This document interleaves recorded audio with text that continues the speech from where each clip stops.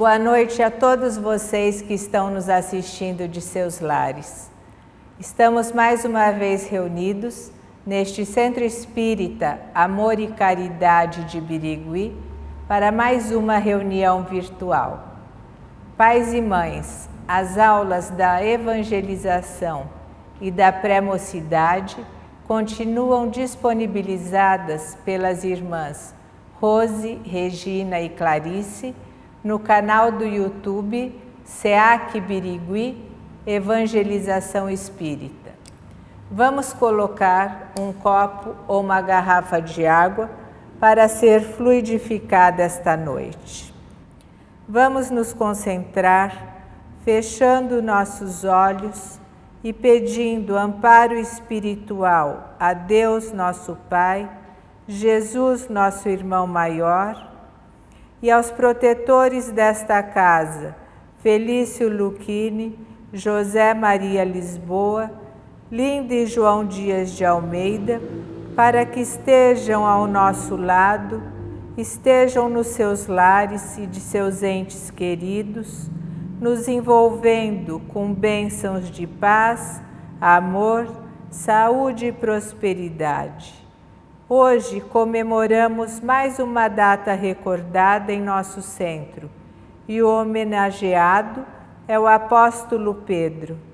Que nesta noite de curas, firmemos nossos pensamentos e vibremos amor, saúde e esperança para todos que convivem conosco, nossa família, nossos amigos de trabalho e todos os amigos necessitados de cura.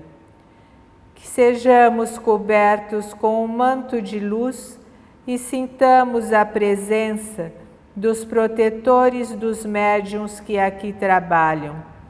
Horaci Ângelo Mantovani, Pedro Schwesman Piccolotti, Maria Fabris Petean, Adelino Marques de Oliveira, Maria Benassi Valera, Luzia Pereira Leite, Ondina Marculino, Ercília Justino, Neucides Petean, Yolanda Tamarose, Lenor Ângelo Sintra, Geraldo Máximo da Cruz, Maria Juvencio Marcelino, para que possam nos abraçar, nos curar e coordenar nossa reunião. Vamos permanecer em oração e conectados com a espiritualidade superior para recebermos o passe à distância. Sintam neste momento sublime seus corpos e espíritos serem envolvidos por ondas de energias curativas, renovando as forças físicas e mentais. Confiem nesses médicos espirituais que estão ao nosso lado, que estão em seus lares, injetando o medicamento necessário para as matérias combalidas e as mentes perturbadas neste momento de crise que estamos atravessando. Vamos mentalizar os doentes hospitalizados ou em seus lares num leito de dor, para que recebam a cura de suas mazelas. Continuemos orando e tudo receberemos através do passe à distância. Pai nosso que estás no espaço, santificado seja o vosso nome, venha a nós o vosso reino, seja feita a vossa vontade, assim na terra como no espaço. O pão nosso de cada dia nos dai hoje, perdoai as nossas dívidas, assim como nós perdoamos aos nossos devedores. E não nos deixeis cair em tentação, mas livrai-nos, Senhor, de todo mal. Assim seja. Hoje teremos a palestra do nosso amigo querido, Dr. Adalto Quirino da Silva, que nos trará o capítulo 19, A fé transporta montanhas. Boa noite a todos os telespectadores, os nossos internautas, a todos que nos honram neste momento em que nós vamos aqui procurar passar o que nós conhecemos de fé. Nosso tema de hoje é a fé que transporta montanhas. A fé não é uma coisa que nós recebemos também de mão beijada. Às vezes nós pensamos, bom, eu acredito em Deus, mas será que foi sempre assim? Nós já tivemos inúmeras encarnações para podermos aferir esse estudo teológico e chegarmos a um consenso sobre ser um só Deus. Mas até hoje nós sabemos que no mundo há quem ainda acredite no politeísmo, há quem ainda é idólatra. Então, não é tão fácil. E também nesses estudos que vão se processando a cada ciclo evolutivo, no mesmo plano material, no caso, nós vamos aprendendo a reconhecer, porque é quase um reconhecimento, porque intuição todo mundo tem, na medida em que ele tem a sua consciência mais ou menos amplificada. Então, quando ele é estudioso, ele vai aprendendo na frente daquele que não estuda, não quer saber e às vezes não acredita mesmo de antemão. Mas as religiões estão aí com esse propósito de alinhar os seus seguidores com uma inteligência voltada também para a espiritualidade. Então, desenvolvendo ou promovendo o espiritualismo. Mas quando aparece, por exemplo, uma seita, ou uma religião, ou uma filosofia, como o Espiritismo, então há sempre um impacto diante daquela população que está já acostumada a acreditar em determinados dogmas, etc. Então, eles não cedem facilmente a opção pela doutrina espírita, por exemplo. Ainda mais que essa filosofia é recente. Todavia, como o Evangelho do Cristo já tem seus 2000 anos, ele não é alterado em nada pelo Espiritismo, somente ele é esclarecido, dado que ele fora aí trazido pelo Cristo, mas de acordo com a educação, de acordo com a linguagem da época, que ele precisava utilizar-se das parábolas. E desta forma, ele passava para os seus circundantes esses ensinamentos sempre através de parábola. E isso dificultava o conhecimento. Mas ele mesmo, é lógico, tendo consciência disso, com muita antecipação, com muita antecedência, porque ele conhece todas as culturas e toda a realidade universal, ele prometeu aos seus seguidores, apóstolos, e aqueles que simpatizavam ou que acreditavam nele, que confiavam nele, ele prometeu um Consolador. E esse Consolador que viria oportunamente, ele não seria assim referenciado através de uma determinada pessoa só, como aconteceu na primeira revelação com Moisés e a segunda com Jesus Cristo no seu Evangelho.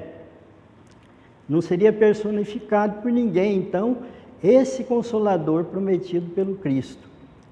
E aí, esse Consolador, que nós damos o nome de Espiritismo, doutrina espírita, etc., ele tem o Jesus Cristo como vanguardeiro da pleiade de espíritos que com ele formam o chamado, a designação de espírito de verdade. Ele veio então ajudar enfim, ele estava orientando todos esses espíritos que são chamados de vozes do céu, para que pudessem ajudar o Allan Kardec, então aquele missionário que tinha competência para isso e que fora convocado pelo Cristo, é lógico, sempre determinado por Deus, esses espíritos de escola, eles iriam então compor a doutrina espírita, certo? Ou seja, sistematizar todos os ensinamentos esparsos, compondo um código.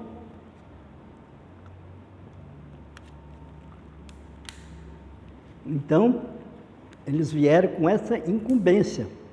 Então, vamos ver que, além de todas as religiões que já deram, vamos dizer assim, um conceito da divindade, o Espiritismo veio trazendo, então, não dele, porque o Espiritismo é de 1857, quer dizer, novinho, mas do que estava já contido no Evangelho, mas que viera antes ainda do Cristo, lá nos 10 Mandamentos, que foram entregues a Moisés no Monte Sinai.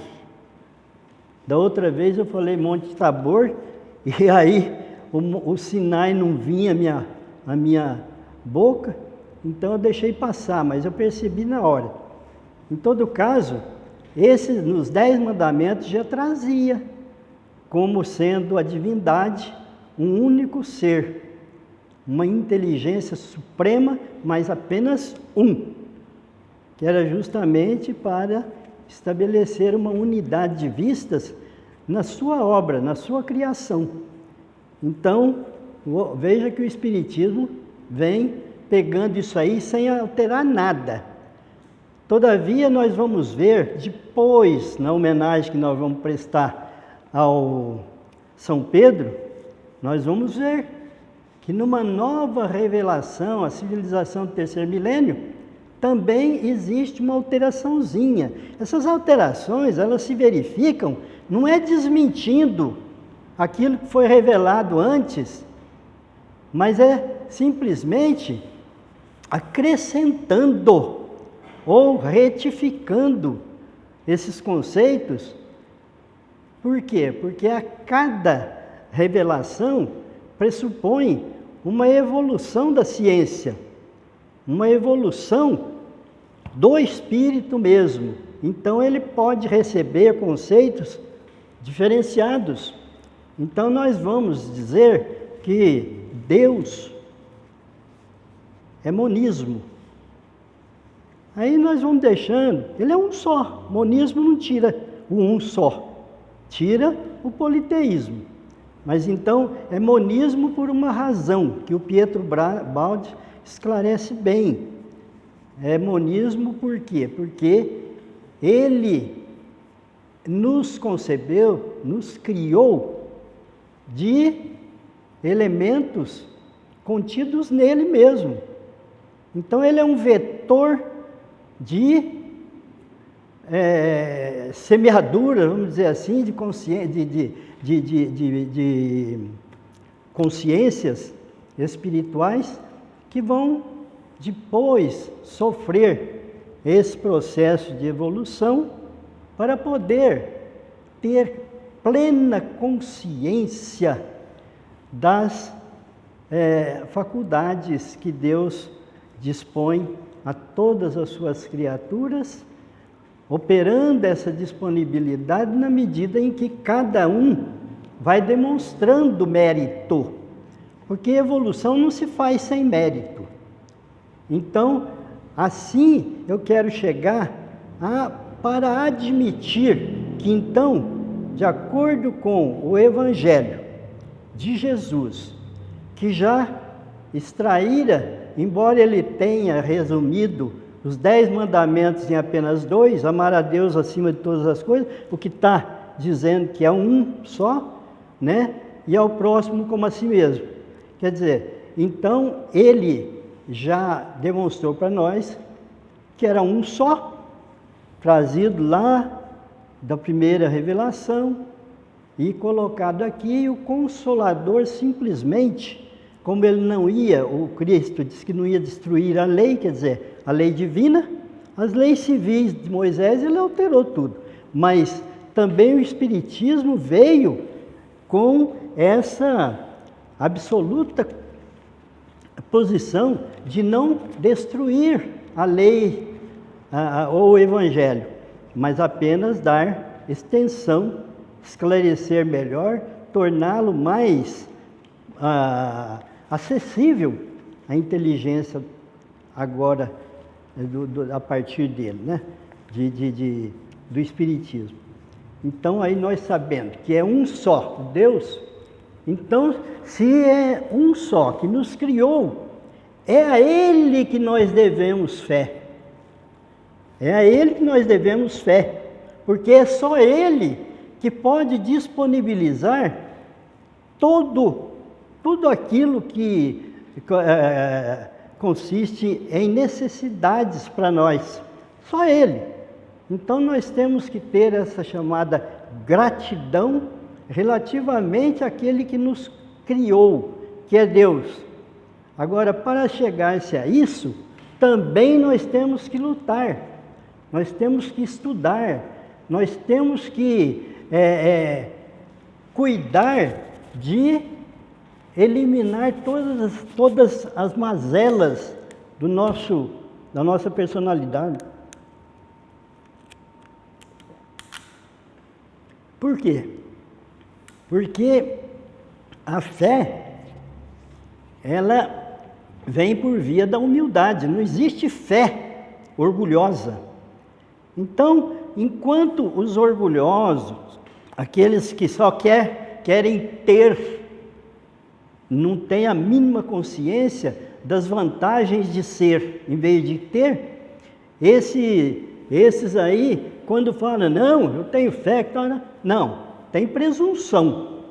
Fé tem aquele que é humilde, que é capaz de confiar em Deus tudo aquilo que ele não confiaria a si mesmo.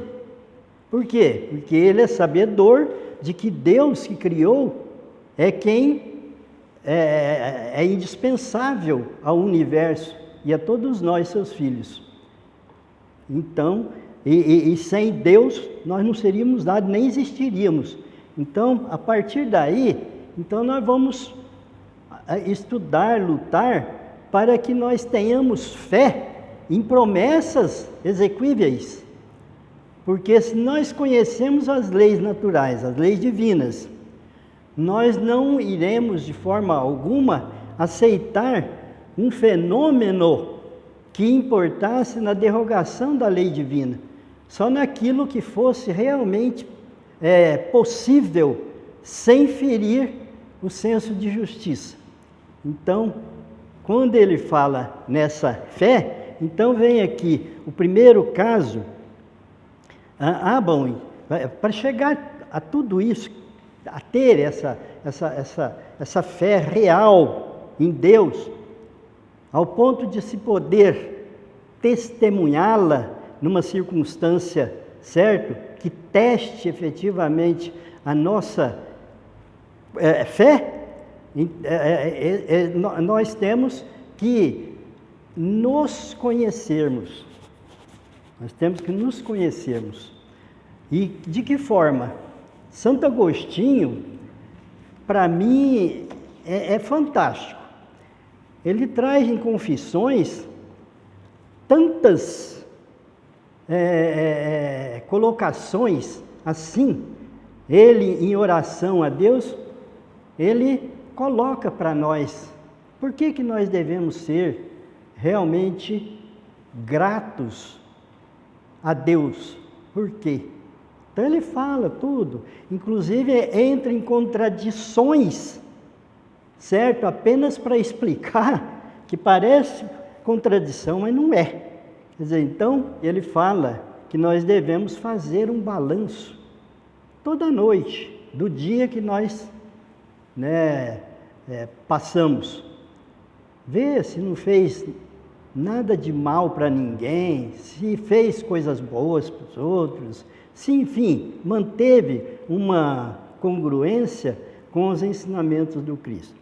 Então, ele ensinou isso para nós, e desde Sócrates para cá, desde Hammurabi, já se falava em conheça-te e conhecerá a verdade, e a verdade vos libertará. Então, esse capítulo que nós ficamos de passar aos nossos ouvintes, ele contém diversos itens aqui, e esse primeiro é o poder da fé. E como nós vamos prestar a homenagem a São Pedro, eu vou falar só sobre este. Mas só para demonstrar que o Cristo, em ocasiões tais, ele ajudava, ele ensinava como é que era a coisa. Então, esse homem, um senhor, levou o filho lá, que era lunático, e quando tinha crise, caía no fogo, caía na água, etc., estava sofrendo bastante, levou para o Cristo e foi abordado pelos apóstolos. E ele então entregou o filho às mãos dos apóstolos para que eles pudessem fazer a exorcização, vamos falar assim, e retirar aquele fenômeno que estava provocando esse sofrimento para o rapaz. Mas os apóstolos não conseguiram, não foram felizes, não conseguiram. E aí então ele levou o rapaz para Jesus Cristo fazer isso. Aí Jesus Cristo adverte primeiro e tal, até quando eu ou sofrerei, etc. Traga o menino aí. Aí ele levou o rapaz e Jesus exorcizou. Jesus afastou a entidade que vinha prejudicando o menino sarou. Aí os apóstolos ficaram, acho que até meio, colocando a culpa em Jesus. Como é que ele segurou essa que ele não ensinou para nós? Porque ele falou, eles foram lá e falaram, em particular com Jesus Cristo, por que nós não tiramos, quer dizer, afastamos a entidade? Aí Jesus explicou, por causa da vossa incredulidade. Imagine aqueles apóstolos ainda serem chamados de incrédulos, mas é isso que ele falou, porque se vocês, qualquer um que tenha fé real mesmo, fé verdadeira, esse determina que a montanha seja deslocada de onde está e caia no mar. E isso vai acontecer. Aí então vem a questão, mas como é possível, né? Você romper com uma montanha? Aí então o Espiritismo esclarece que aqui a questão ela é referida num aspecto moral e não no aspecto de poder da própria fé só. Então que essa montanha ou essas montanhas não são outra coisa senão as dificuldades que aquele que quer beneficiar a humanidade encontra na resistência, por exemplo, dos detratores da verdade, que encontra naquele orador que só tem brilho, mas não tem solidez no discurso, E que isso, evidentemente, se analisado, não vai dispor de proveito nenhum. Aquelas teorias que são baldas também de substância, de solidez, elas vão acabar por desaparecer. Assim como aconteceu, essa é uma observação que eles fizeram e que foi justamente também um dos motivos pelos quais o Cristo falou sobre a figueira, sobre a montanha da figueira seca. Então, porque ele condenou a figueira à esterilização, porque ele não encontrou figos, porque ele estava com fome, então você não vai dar figo para ninguém mais. Então, o que acontece? E o Pedro observou isso para ele: olha, ontem nós passamos aqui, ó, o senhor condenou a figueira, e aí, ó, a figueira está seca até a raiz. Então ele fala desses discursos que são dados sem grande valor de conteúdo, mas apenas floreio, beleza de oratória, quer dizer, não adianta nada. Então precisa ter conteúdo, as coisas também. E as teorias, crenças, certo? Porque teoria também é uma crença, né? Tem aqueles que acreditam nela, mas tudo que não corresponda à verdade mesmo, tudo isso será desmascarado. Mais cedo ou mais tarde, perde todo o seu encanto e as pessoas... Então, mas só que ele diz que fé não se prescreve, e muito menos ainda se impõe, porque seria por causa mesmo de crenças que não tinham, vamos dizer assim, uma proposição conclusiva e que levava as pessoas à descrença, à incredulidade. Então, não podia impor, certo? Então, o Espiritismo não impõe nada. Ele mostra aquilo que a espiritualidade, graças a Deus, passa para nós. Da mesma forma também, aquele médium, está aqui também, aquele médium que deixa de se aplicar mediunicamente, aproveitando essa faculdade, na realização da semeadura desses ensinamentos espirituais e partem para futilidades, enfim, para fenômenos sem valor nenhum, esse também tem, pela lei, o que corresponde a Deus, caçada essa faculdade. Ele deixa de ter a faculdade. Então, agora nós paramos por aqui, nós vamos falar então de São Pedro. São Pedro, Simão Pedro, ele foi um dos apóstolos, dos 12 apóstolos de Jesus, escolhidos, quase todos pessoas bastante simples, relativamente também ignorantes, mas que no escafandro de Jesus, eles mostravam qualidade, mostravam grandeza de alma. Então ele sabia muito antes até de encarnar, ele sabia quem que poderia servir para segui-lo. E ele sabia de tudo aquilo que foi profetizado e que aconteceu, na verdade, ele sabia de tudo isso. Então ele sabia. Então, eu não aprecio, não gosto, acho que talvez na época, falar que Pedro traiu Jesus, que esse trair tivesse mais acepção, mais significado do que simplesmente aquele que eu não aceito. Então, ele, na verdade, ele não traiu, como os outros que correram, também não traíram.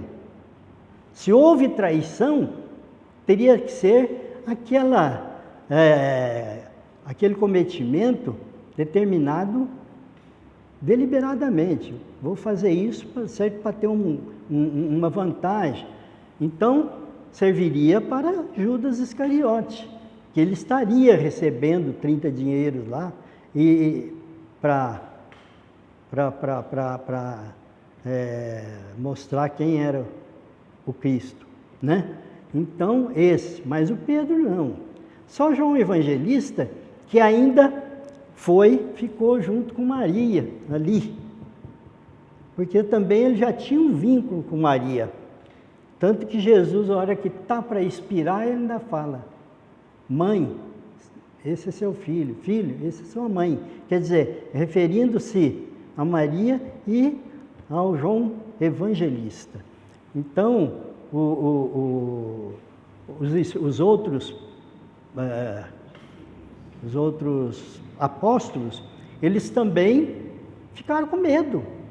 Então, muitas vezes, aquela fraqueza, né, de falar: olha, eu nem conheço ele, tal, não foi ditada pela vontade dele, pelo contrário, foi pelo medo.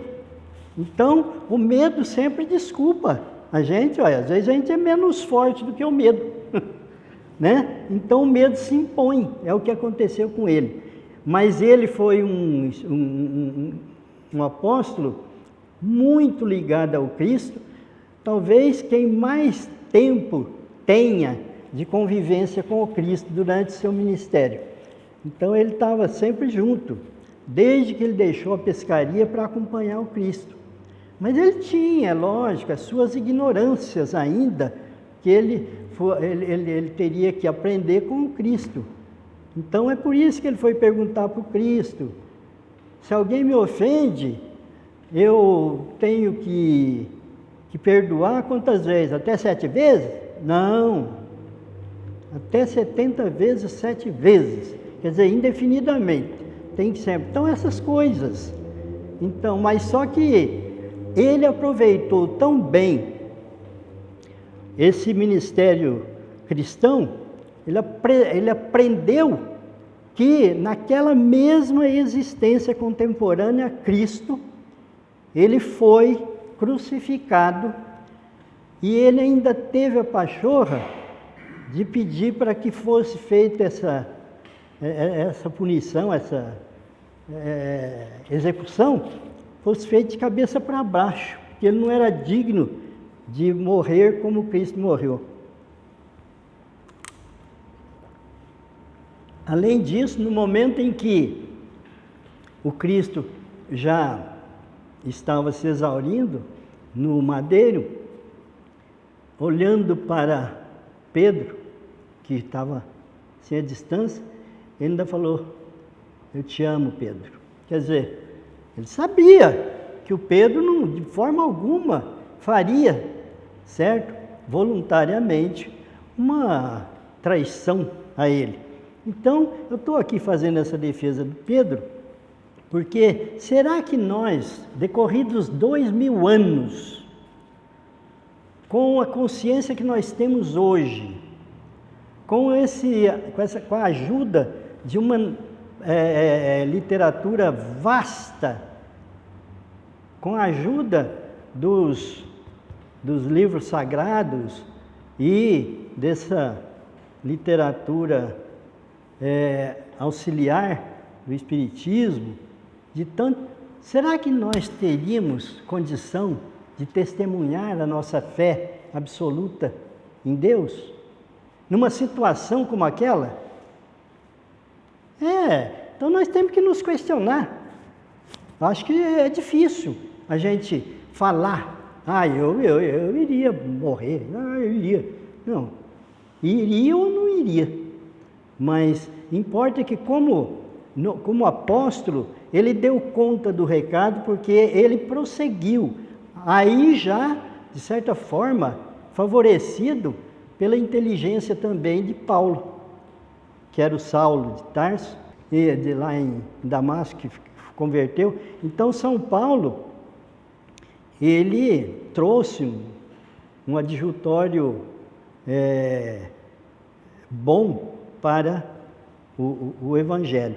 Então, e o Pedro continuou. Mas o Pedro, No século XII, 1182, se não me engano, ou 6, não sei. Eu sei que é por aí. Ele nasceu como Frei Leão, justamente contemporaneamente a São Francisco de Assis. Então, e ele fez parte da segunda ordem, vamos dizer, franciscana. Ele não fez parte da primeira, mas então é porque ele nasceu depois. Então ele fez parte da segunda. E ali ele já demonstrou, ao ponto de ser referência como intelectual, ele já demonstrou uma cultura muito evoluída. Então ele trabalhou bastante nessa época. E morreu lá em Porciúncula. E ele foi sepultado, se não me engano, na São Pedro lá mesmo. Então, o Pedro, que era o Frei Leão, era a reencarnação de São Pedro. Mas depois, em 1886, se não me engano, 30 de setembro, nasceu lá pertinho de Assis de novo. Pertinho de onde nascera ele mesmo, em Polígono, e o São Francisco em Assis. Ele nasceu lá, Pietro Baldi. Aí então ele já tinha todo o conhecimento, o tratamento dele, Jesus, era por via apenas da intuição, não havia essa história de ter que processar no cérebro e tal, certo? Fazer essa decodificação, não existe, era espírito para espírito. Então era intuição mesmo, só. Mas ele estava preparadíssimo para receber as instruções do Cristo. Então, com 26 anos, se não me engano, Cristo começou a tarefa. Em 1831 até 1871 foi a obra. Então, a linha que eu quero fazer referência, porque quem quiser se adiantar um pouco na linguagem que está já sendo implementada da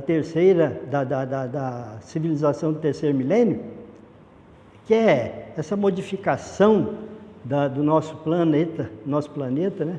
Quem quiser é pegar a obra do Pietro Baldi, porque ali ele traz todos os princípios conceptuais onde sofreu alteração. Mas é importante nós sabermos que, na medida em que evoluímos de verdade, moralmente, que nós nos limpamos a personalidade de orgulho, de egoísmo, e nós vamos sendo humildes, altruístas, etc., e caritativos, à medida que isso vai acontecendo, que nós vamos nos moldando ao padrão cristão verdadeiro, nós só vamos receber, todo mundo, é assim, por merecimento. Mas quem é que recebe por merecimento? Aquele que tem fé, aquele que está sintonizado com a espiritualidade, aquele que coloca toda a confiança em que a promessa divina de que nós vamos retornar para Ele, conduzidos por Cristo, que é o caminho, a verdade e a vida, conduzido. Então, quem passa a acreditar nisso, e em função dessa promessa acreditada, aceita e ansiada, esse vai receber tudo o que for possível para que ele desempenhe um papel em qualquer dos segmentos da atividade humana, mas que se constitua em missão, porque reverta em benefício da humanidade. Todo mundo vai ser assim, tudo. Mas aí vai prevalecer o colaboracionismo e não mais o individualismo. Nesses parâmetros,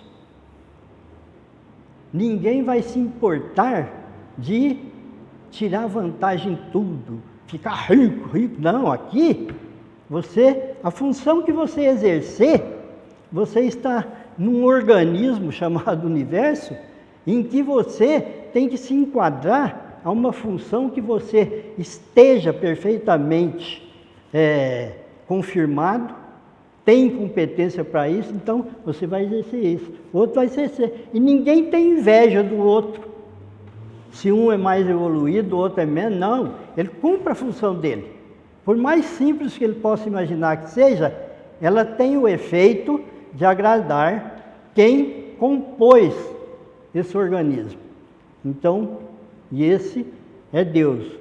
Então, nós vamos ver que muita coisa altera mesmo. E como acontece já no mundo de provas e expiações, aqueles que são materialistas, eles não são beneficiados. Ninguém vai falar assim, olha, recebi um milagre, não. Não. Por quê? Porque a lei de retorno, lei de causa e efeito, ela vai operar. E ela não opera em cima do homem. Ela impera em cima do espírito. Então, tanto faz eu dar uma mancada, cometer um crime, enfim, ser condenado por mal feito que eu tenha feito em vida material, aqui, certo? Morro amanhã, como é que se operou? Não, vai se operar. A outra existência virá. Então nós temos que acreditar. Bom, e nós acreditamos. Quem deveria acreditar é quem não acredita, mas nós acreditamos na reencarnação como um processo mais que ideal da divindade para nos levar do zero, do mundo primitivo, até o mundo puro, passando de prova e expiação também, passando pela regeneração que nós estamos sendo encetados nela, depois para os felizes e depois no mundo puro.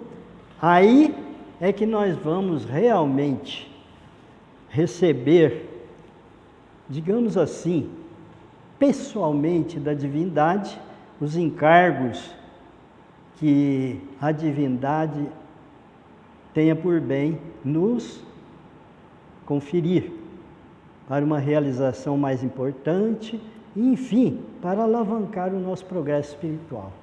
Muito obrigado a quem me ouviu até agora, e o tempo soou, então nós temos que parar, mas eu agradeço profundamente reconhecido a boa vontade de todos vocês, que aqui eu não estou vendo, mas eu sei que vocês estão me vendo, de estar aqui conosco, recebendo o que eu posso oferecer. Mais do que isso eu não posso.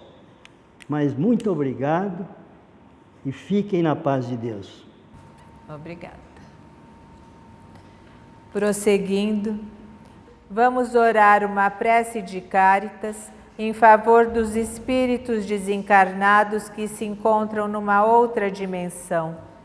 Que sejamos protegidos dos espíritos inferiores que querem nos influenciar e com pensamentos negativos. Que essa nuvem negra que está atingindo o planeta Terra seja dissipada e a harmonia e a saúde volte a reinar entre nós. Que esses espíritos desencarnados partam e recebam luz.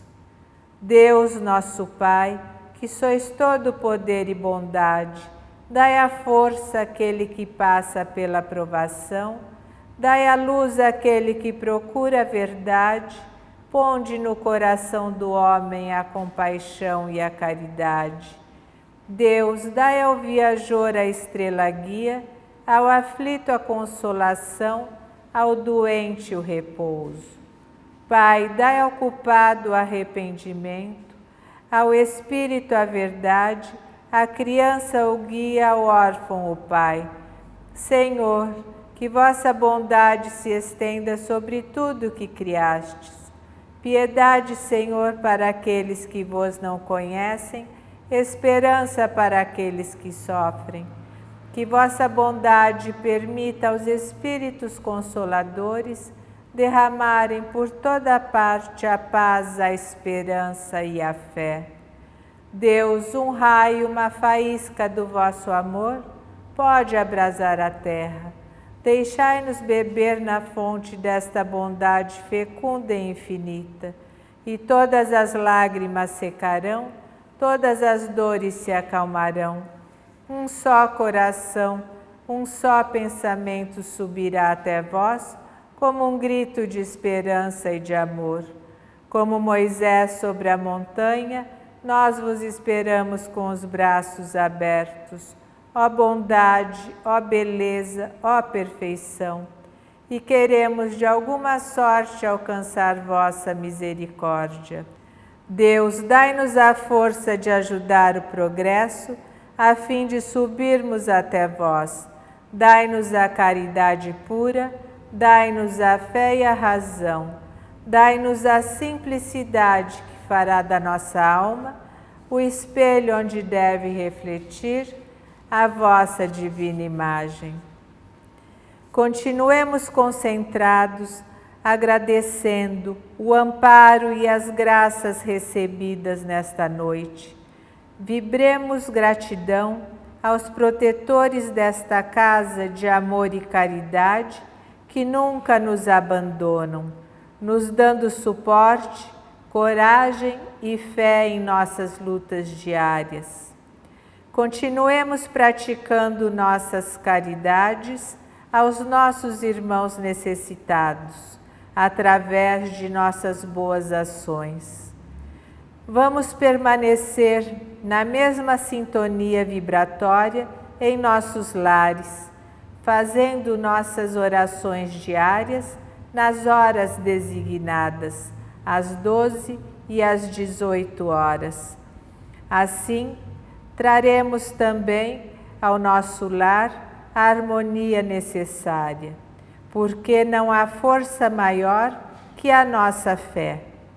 Agradecemos a oportunidade de estarmos juntos neste momento, estudando o Evangelho segundo o Espiritismo, processo esse que pode, mesmo que lentamente, nos levar à tão sonhada reforma íntima através de suas lições e exemplos. Que possamos receber de Ti, Senhor, uma fagulha do Teu amor divino, renovando nossas esperanças por um futuro melhor. Com bons pensamentos e atitudes, receberemos o lenitivo espiritual, capaz de nos dar ânimo e forças para tudo podermos vencer. Compartilhando com nossos irmãos as maravilhas da doutrina espírita, estaremos contribuindo para a nossa evolução espiritual e, ao mesmo tempo, ajudando nossos irmãos que ainda não compreendem as palavras de Jesus. Que nossos anjos da guarda nos orientem e nos guiem no caminho do bem e da perfeição, sempre ao nosso lado, abrindo as portas para nosso crescimento material e espiritual. Falar com Deus em oração é a maior bênção que podemos ter. Pai nosso que estás no espaço, santificado seja o vosso nome. Venha a nós o vosso reino, seja feita a vossa vontade, assim na terra como no espaço. O pão nosso de cada dia nos dai hoje, perdoai as nossas dívidas, assim como nós perdoamos aos nossos devedores. E não nos deixeis cair em tentação, mas livrai-nos, Senhor, de todo mal, assim seja.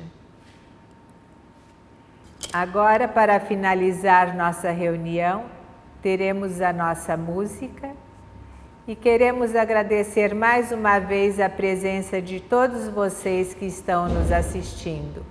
Uma ótima semana a todos vocês. Boa noite.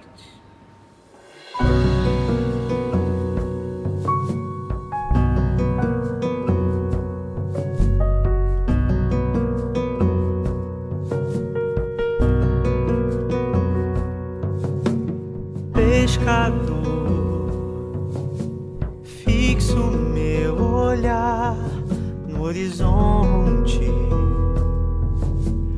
desse imenso mar. Sei que não posso mais voltar. Sigo assim, certo da missão que tenho que cumprir. Continuar os passos do meu Senhor. Eu vou jogar minhas redes onde o Senhor me mandar, certo de que vou encher pro reino de Deus.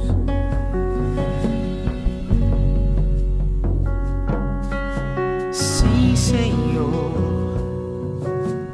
eu te amo de todo o coração. Não vou te negar, vou cuidar dos teus. Falar sem medo a toda alma que encontrar. Vou remar pra dentro deste mar. Eu vou jogar minhas redes onde o Senhor